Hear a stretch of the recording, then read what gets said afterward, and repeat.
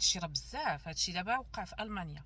السيده في العمر ديالها 39 سنه قال لها راسها تمشي لواحد لاكار وتبقى تضرب عباد الله بالسلاح الابيض من طرف. وهذا الشيء يلاه وقع نهار الجمعه 23 ماي 2025. بزاف ديال الناس اللي تقاسوا بهذه الفعله اللي دارت هذه، وكاينين منهم اللي كانوا في خطر. اختارت لاكار لان لاكار كنعرفوا كيكونوا الناس بزاف. الغرض ديالها كانت باغا تضرب وما تحبش. وبحال العاده بما انها المانيه، الشرطه الالمانيه كتقول بان هذه السيده مريضه مرض نفسي. قاضي التحقيق عطى اوامر باش هذه السيده تحجز ودار في مستشفى ديال الامراض العقليه.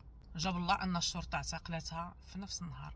اما كون كانت باقا غادا وكتزيد تضرب في عباد الله ويكون طايح اكثر من نايض. دائما السؤال اللي كيبقى مطروح هو شنو الاسباب ديال هاد المصائب المتداوله واللي معروفه، واللي كيف ما دائما كنقول واش هادشي غادي يولي عادي بالنسبه للاجيال اللي مازال طالعه. واش فعلا هي عوامل نفسيه؟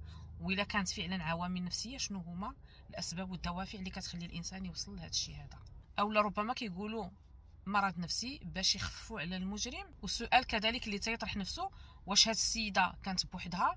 واش كاينين شي عوامل؟ واش كاينين شي وحدين اللي دافعينها؟ لان هادشي غادي وكيكثر هادشي بزاف. واحد علامات الاستفهام، شنو هو اللي كيخلي تصريحات تقول بان هاد السيده كتعاني من مرض نفسي وماشي عمل ارهابي؟ قولوا لي رايكم في التعليق.